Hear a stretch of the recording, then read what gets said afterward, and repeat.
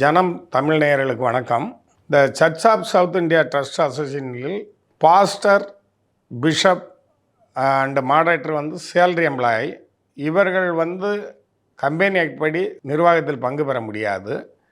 அதற்காக இவர்கள் கம்பெனியில் நிர்வாகத்தை கைப்பற்றுவதற்காக சிஎஸ்ஐ செனாட் என்ற ஒரு போலியான அமைப்பை உருவாக்கி மக்களை அடிமைப்படுத்தி கொண்டு வருகிறார்கள். இந்த லே பீப்புள் என்பது சர்ச்சில் உள்ள மொத்தம் ஒரு 100 மெம்பர் இருக்கிறாங்கன்னா அதில் 2 மெம்பர்ஸ் செனாட் ஆக்ட் படி உறுப்பினராக தேர்ந்தெடுக்கப்படுகிறார்கள்.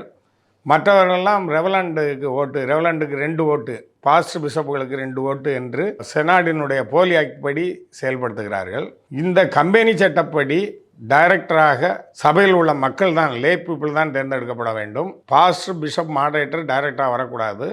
ஆனால் முற்றிலும் தவறாக செயல்பட்டு வருகிறார்கள். அந்த லே பீப்புள் தான் இந்த நிர்வாகத்தை ஏற்று நடத்த வேண்டும் என்று கம்பெனி ஆக்டில் தெளிவாக குறிப்பிடப்பட்டுள்ளது.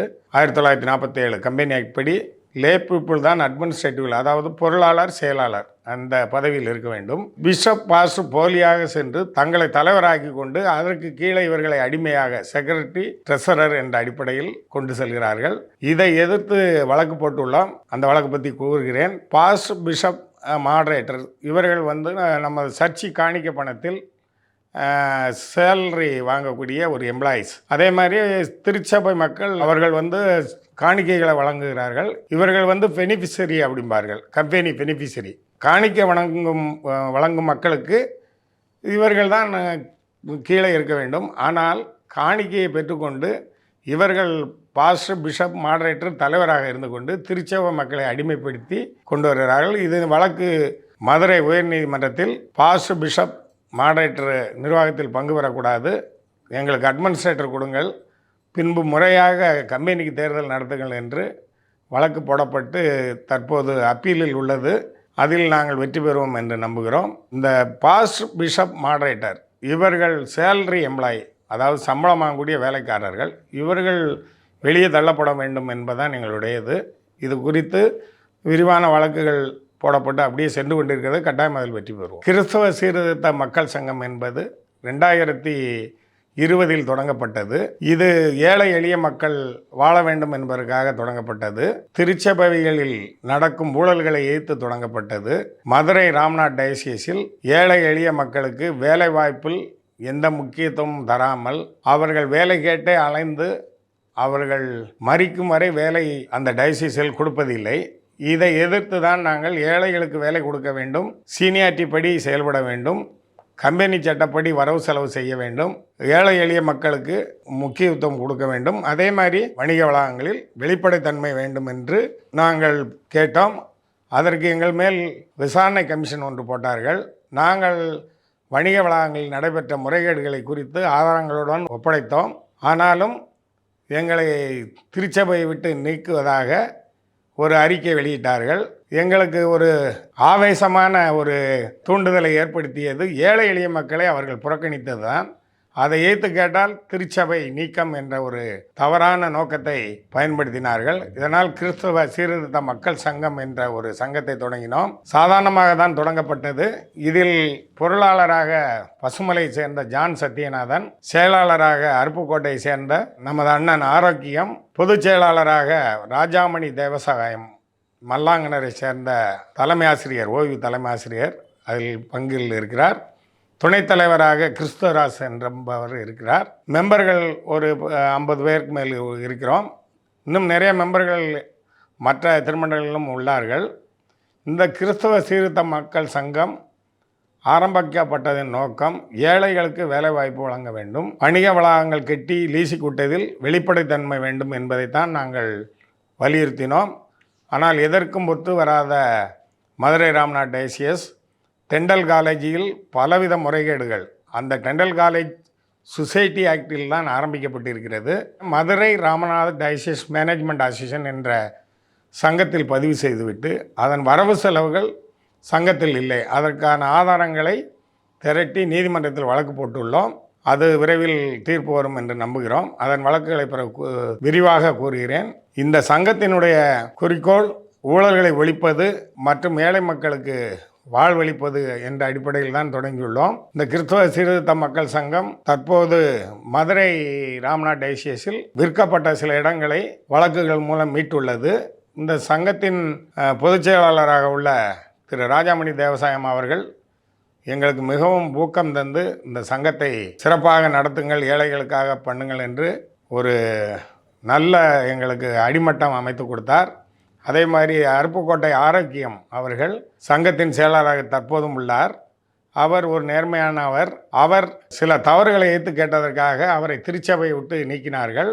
அவர் வழக்கு போட்டு பின்பு வழக்கு தீர்ப்பின் மூலமாக இன்று திருச்சபையில் அவர் உள்ளார். அதாவது ஏழை எளிய மக்களுக்கு நன்மை செய்ய வேண்டும் என்பது தான் தொடங்கப்பட்டது. இதை சொன்னால் பிஷப், பாஸ்டர், மாடரேட்டர் அவர்களுக்கு ஜால்ரா அடிக்கும் சில உடன் உள்ள லே பீப்புள்ஸ் திருச்சபை விட்டு உங்களை நீக்குகிறோம், நீங்கள் கோர்ட்டுக்கு போய்விட்டீர்கள் என்று இப்படியெல்லாம் சொல்லி செயல்பட்டு நிறைய மக்களை திருச்சபை விட்டு நீக்கியிருக்கிறார்கள்.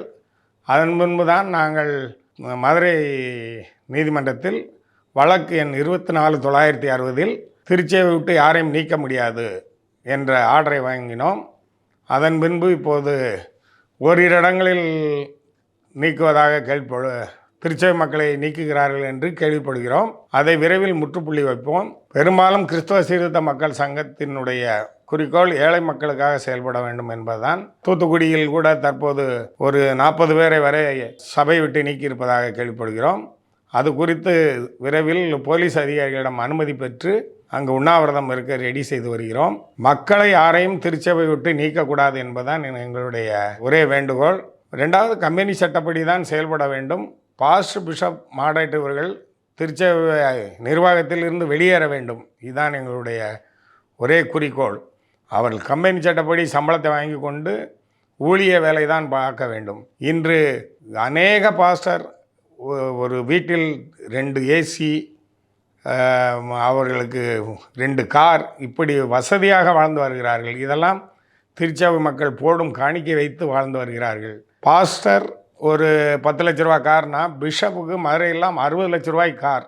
ஏழை மக்கள் காணிக்கை பணத்தை வைத்து எப்படியெல்லாம் செயல்படுத்துகிறார்கள். இதை கிறிஸ்தவ சீர்திருத்த மக்கள் சங்கம் கடுமையாக எதிர்த்து போராடுகிறது.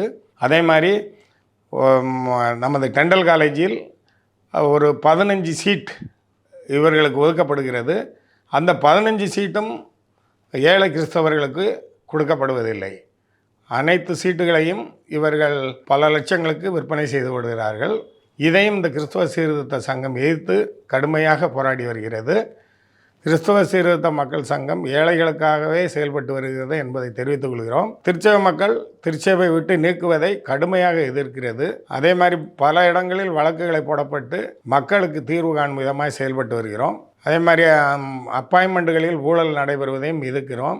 ஏழை மக்களுக்கு சீனியாரிட்டி படி வேலைவாய்ப்பு எந்த திருமண்டலத்திலும் போடவில்லை. பாஸ்டர், பிஷப் அவர்களுக்கு உறவினர்களுக்கு தான் அப்பாயின்மெண்ட் போடப்பட்டு வருகிறது. இதை கடுமையாக எதிர்க்கிறோம். மேலும் திறமை இல்லாதவர்களுக்கு 30 லட்சம் 40 லட்சம் என்று காலேஜ் ப்ரொஃபஸர் போஸ்ட்டுக்கெல்லாம் வாங்கி கொண்டு தூத்துக்குடியில் அப்பாயின்மெண்ட் போடப்பட்டுள்ளது. இது குறித்து தான் இப்போ திருமண்டலம் தூத்துக்குடி நாசரேத்தில் ஏகமான பிரச்சனைகள் நடைபெற்று வருகிறது. இதை முறைப்படுத்த வேண்டும். இந்த அப்பாயின்மெண்ட்டை கவர்மெண்ட் அதிகாரிகள் நேரடியாக இன்டர்வியூ வைத்து எடுக்க வேண்டும்.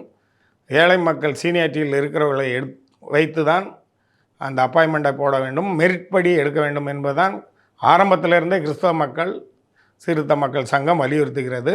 அப்பாயின்மெண்ட்டில் மெரிட் முறை, சீனியாரிட்டி அண்ட் மெரிட் முறை தான் பயன்படுத்த வேண்டும். இதுதான் கிறிஸ்தவ மக்கள் சங்கத்தின் முதல் குறிக்கோள்.